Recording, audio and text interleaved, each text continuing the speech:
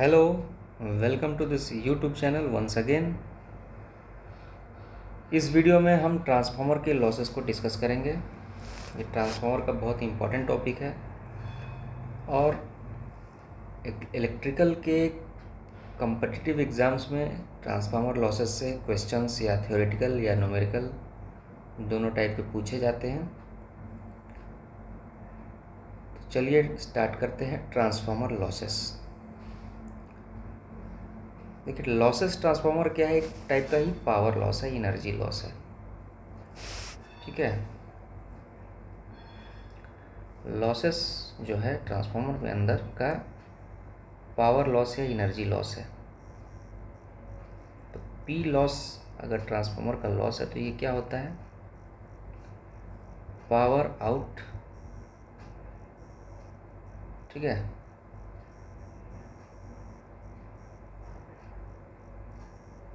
Plus power loss, ये किसके बराबर होता है, पावर इनपुट के बराबर होता है। यानी कि जो हम इनपुट पावर दे रहे हैं उसमें से यदि लॉसेस को माइनस कर दिया जाए तो हमारा क्या मिलता है, पावर आउटपुट मिलता है। यानी ट्रांसफार्मर के अंदर प्राइमरी में जो भी हम इनपुट पावर दे रहे हैं, अगर उतना पावर हमको आउटपुट में नहीं मिल रहा है, यानी कि रेस्ट ऑफ पावर जा कहाँ रहा है, वो लॉसेस में जा रहा है। तो ये लॉसेस जो है ट्रांसफार्मर के अंदर होते हैं, इसलिए हमको पावर आउट और पावर इन दोनों में डिफरेंस होता है, और यही डिफरेंस क्या है, पावर लॉस है। ये तो पावर लॉस का एक सिंपल सा कंसेप्ट हो गया। अब जो है ट्रांसफार्मर के अंदर हम पाते हैं दो टाइप के लॉस।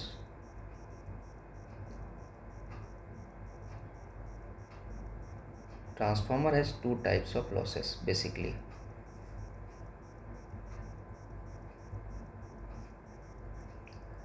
फर्स्ट क्या है हमारा, कोर लॉस। इसको हम क्या बोलते हैं, आयरन लॉस भी बोलते हैं या फिर कांस्टेंट लॉस भी बोलते हैं, फिक्स्ड लॉस। चूँकि ट्रांसफार्मर के कोर में हो रहा है ये लॉस, इसलिए हम इसको कोर लॉस बोलते हैं। और कोर किसका बना होता है, आयरन का बना होता है, इसलिए हम इसको आयरन लॉस भी बोलते हैं। और ये लॉस जो है बेसिकली ट्रांसफार्मर के वोल्टेज पे डिपेंड करता है, उसकी फ्रीक्वेंसी पे डिपेंड करता है। तो ट्रांसफार्मर की वोल्टेज और फ्रीक्वेंसी क्या होती है, फिक्स होती है। जो हम इनपुट वोल्टेज दे रहे हैं वो क्या होता है, फिक्स होता है, और फिक्स्ड फ्रीक्वेंसी की वोल्टेज प्रोवाइड कर रहे हैं, यानी वी और एफ कांस्टेंट होता है। तो इसलिए ये कोर लॉस भी कांस्टेंट होता है, ये ज़्यादा वेरी नहीं करता है, इसलिए इसको हम कांस्टेंट लॉस भी बोलते हैं। अब कोर लॉस को एनालाइज करने के लिए हम कोर लॉस को अगेन दो पार्ट में डिवाइड करते हैं। पहला है हिस्टेरिसिस लॉस,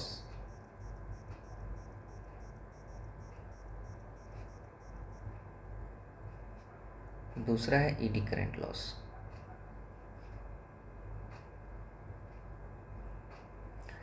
हिस्टेरिसिस एक फेनोमेना होता है मैग्नेटिक मटेरियल के अंदर, जो मैग्नेटाइजेशन और डीमैग्नेटाइजेशन पे डिपेंड करता है। ठीक है, सबसे पहले तो मैग्नेटाइजेशन क्या होता है कि किसी भी मैग्नेटिक मटेरियल के अंदर जैसे ही हम magnetic lines of force provide करते हैं, वो मैग्नेटिक लाइंस ऑफ फोर्स कैसे आता है, उस मैग्नेटिक मटेरियल के अंदर अगर कोई कंडक्टर जो है वाउंड किया हुआ है और उस कंडक्टर से कोई करंट फ्लो हो रहा है, तो क्या होगा, उस मैग्नेटिक मटेरियल में हमारा करंट के कारण जो है मैग्नेटाइजिंग फोर्स H उसको मिलेगा, और ये मैग्नेटाइजिंग फोर्स जो है क्या करेगा, फ्लक्स को प्रोड्यूस करेगा, फ्लक्स का पाथ बनाएगा। और ये फ्लक्स का पाथ जितना ज़्यादा लीनियर होगा, हम कहेंगे कि वो मैग्नेटिक मटेरियल उतना ज़्यादा अच्छा है। तो जो हम फेरोमैग्नेटिक मटेरियल यूज करते हैं ट्रांसफार्मर में, उसका बहुत हद तक ये मैग्नेटाइजेशन जो है वो क्या होता है, लगभग लीनियर होता है। आइडियली लीनियर नहीं होता है, लेकिन ये लीनियर होता है।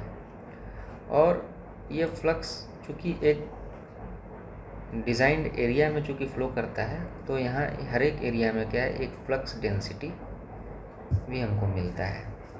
और जैसे जैसे एच को हम बढ़ाते हैं, ये लगभग बढ़ता है, और एक टाइम पे आके क्या होता है, ये सैचुरेट होने लगता है, फिर नहीं बढ़ता है। लेकिन अब चूँकि ट्रांसफार्मर में हमारा क्या फ्लक्स क्या है, अल्टरनेटिंग नेचर का है। चूँकि करंट भी हमारा अल्टरनेटिंग नेचर का है, तो फ्लक्स भी हमारा क्या है, अल्टरनेटिंग नेचर का है।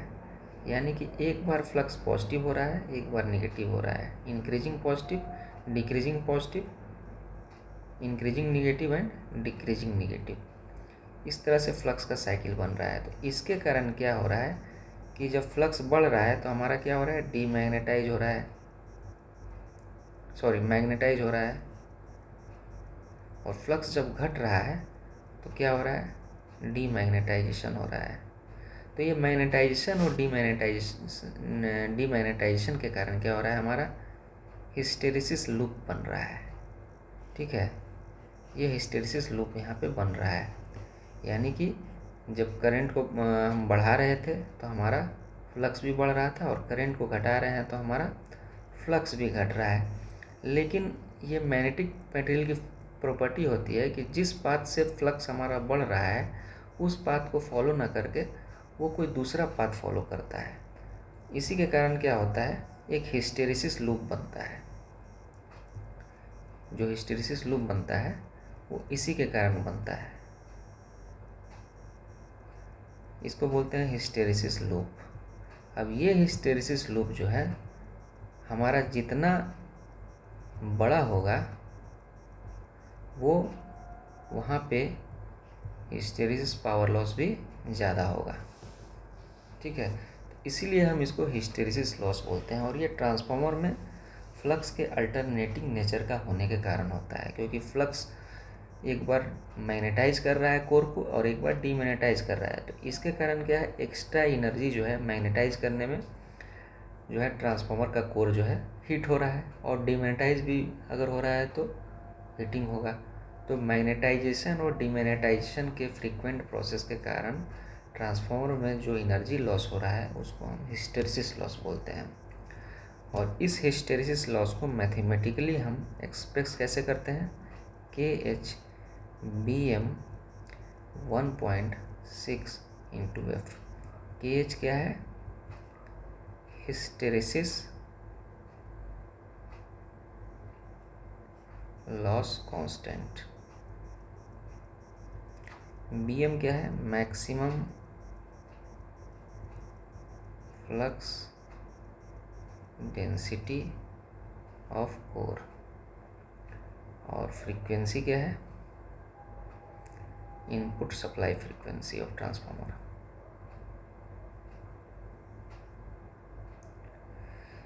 अब ये हिस्टेरिसिस लॉस किस पे डिपेंड कर रहा है, एक तो फ्रीक्वेंसी पे डिपेंड कर रहा है, और एक maximum flux density of the core पे डिपेंड कर रहा है। और KH हिस्टेरिसिस लॉस कांस्टेंट है, तो यहाँ से हमको हिस्टेरिसिस लॉस का एक्सप्रेशन मिल जाता है। इसके बाद नेक्स्ट लॉस है हमारा eddy current loss. Eddy current loss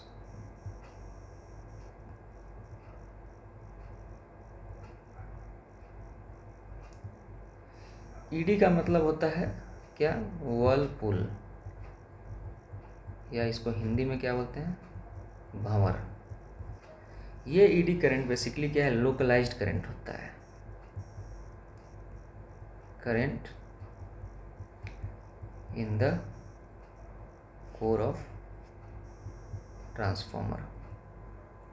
यानी जो ट्रांसफार्मर का कोर है, अगर रेक्टेंगुलर कोर है, ठीक है, और इससे अगर करंट फ्लो करने लगे तो वो करंट कुछ इस तरह सर्कुलर पाथ में फ्लो करता है। और ये करंट क्यों फ्लो करता है, फ्लक्स सेटअप कहाँ होता है, कोर में, और ये कोर कहाँ से आता है, करंट से।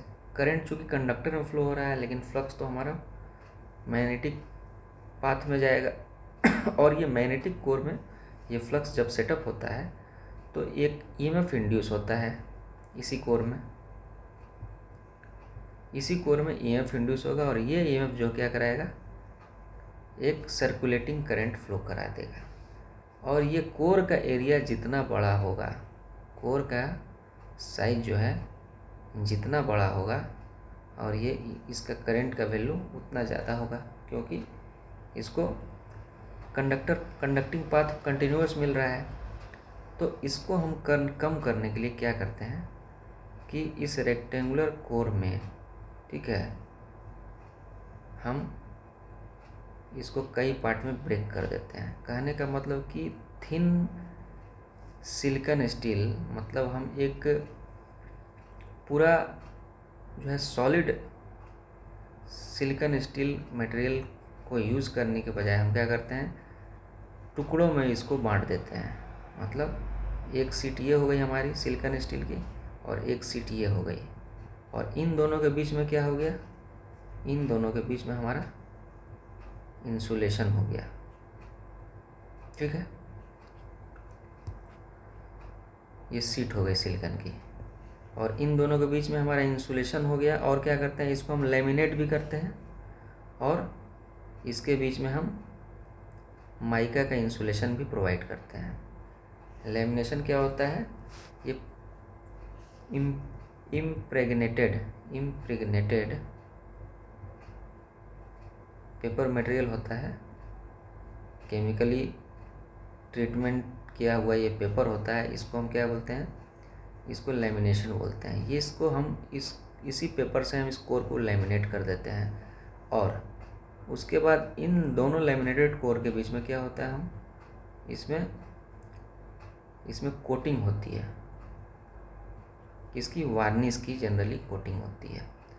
तब इसके क्या हो गया, अब ये दोनों सीट की स्टील के बीच में जो है हमारा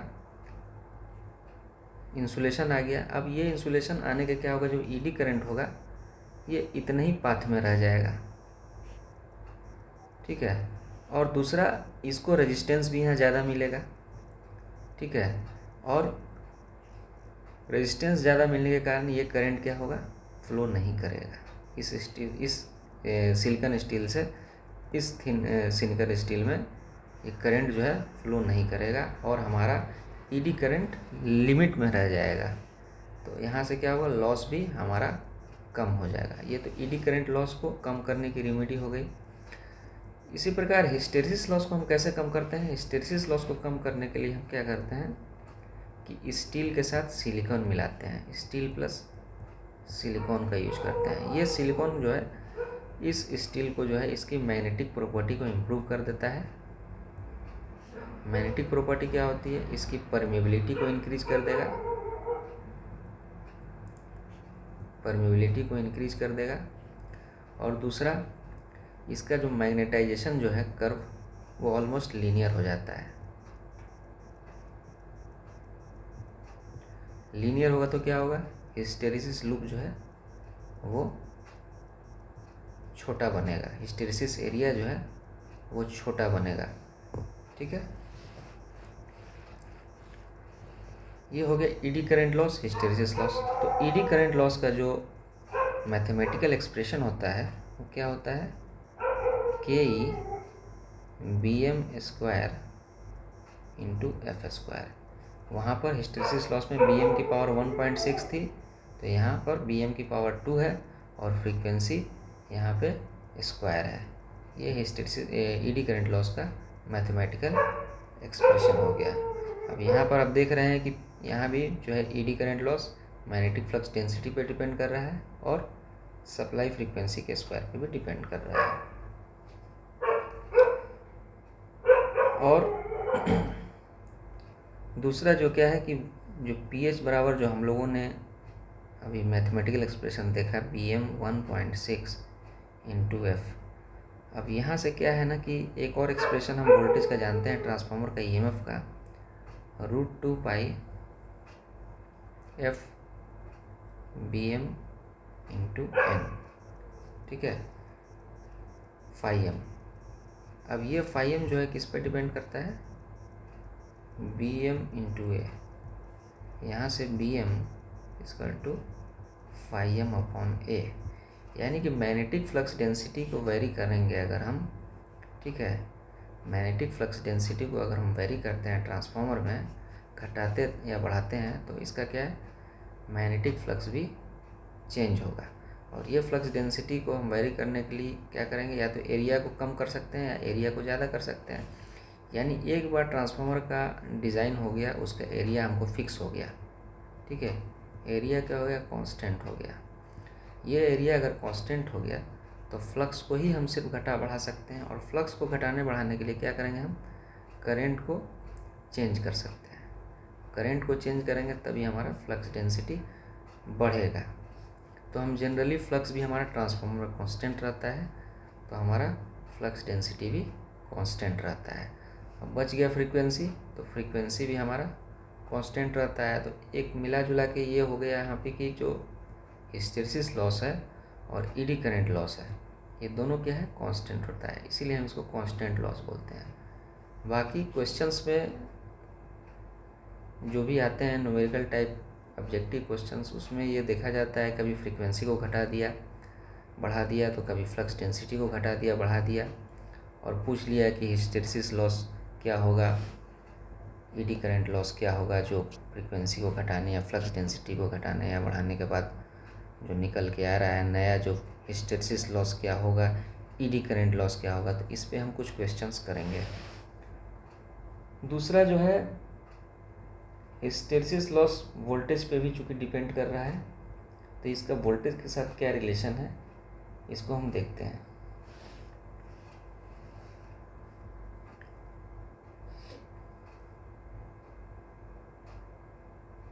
देखिए,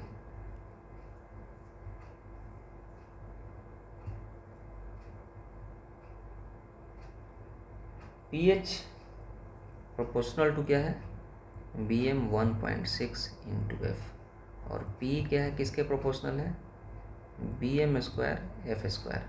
हम प्रोपोर्शनलिटी जो कांस्टेंट है उसको हटा दे रहे हैं अगर, तो क्या हो जाएगा, proportional to B M 1.6 into F, और P proportional to B M square F square. अब यहाँ से हम मान सकते हैं कि जो आयरन लॉस है, आयरन लॉस किससे बना है, P h plus P e से। तो ऑलमोस्ट आयरन लॉस जो है वो proportional to B M square है, यानी बी एम स्क्वायर के प्रोपोर्शनल है, यानी कि फाई एम के स्क्वायर के प्रोपोर्शनल हो जाएगा, ठीक है। क्योंकि 1.6 यहाँ 2 है, तो दोनों ऑलमोस्ट नियरर है, बहुत क्लोज वैल्यू है, तो हम इसको स्क्वायर ही अप्रोक्सीमेशन ले रहे हैं कि जो टोटल आयरन लॉस है वो proportional to B M square है। अब जो है इस एक्सप्रेशन को देखिए, यहाँ पे v equal to √2 pi F into phi M into N. अब यहाँ से क्या है कि v is proportional to phi M है, ठीक है।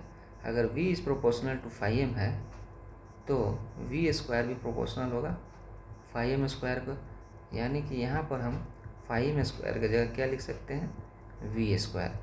तो इस तरह से वोल्टेज के स्क्वायर के प्रोपोर्शनल हो गया हमारा आयरन लॉस।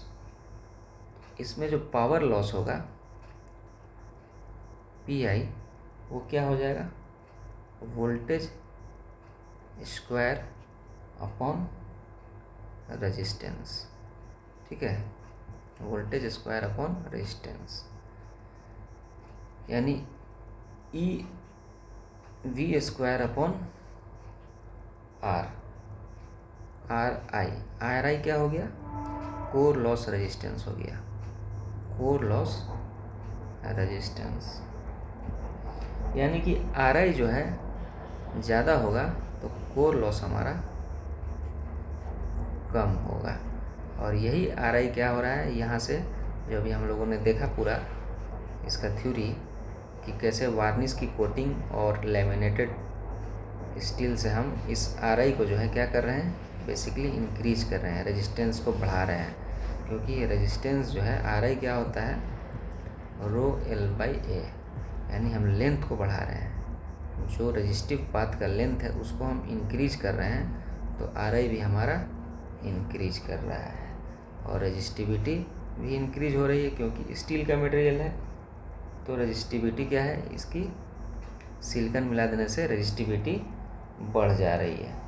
तो ये हो गया आयरन लॉस का वोल्टेज के टर्म में एक्सप्रेशन और दोनों के बीच क्या रिलेशन है उसके कोर लॉस रेजिस्टेंस और आयरन लॉस के बीच में। दूसरा जो है कॉपर लॉस होता है। तो कॉपर लॉस क्या होता है कि ट्रांसफार्मर का जो वाइंडिंग होता है उसके कारण जो है कॉपर लॉस होता है। ये किसका बना होता है, कॉपर का बना होता है ट्रांसफार्मर वाइंडिंग।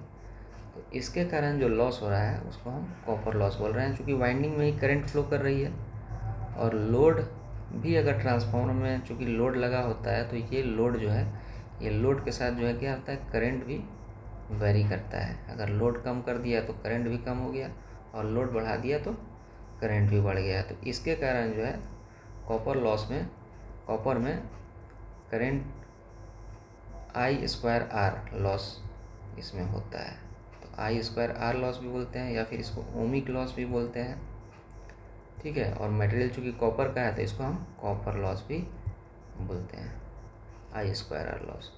तो ये हम लोगों ने आज ट्रांसफार्मर के लॉसेस को बहुत ही ब्रीफली और अच्छे से डिस्कस किया हो।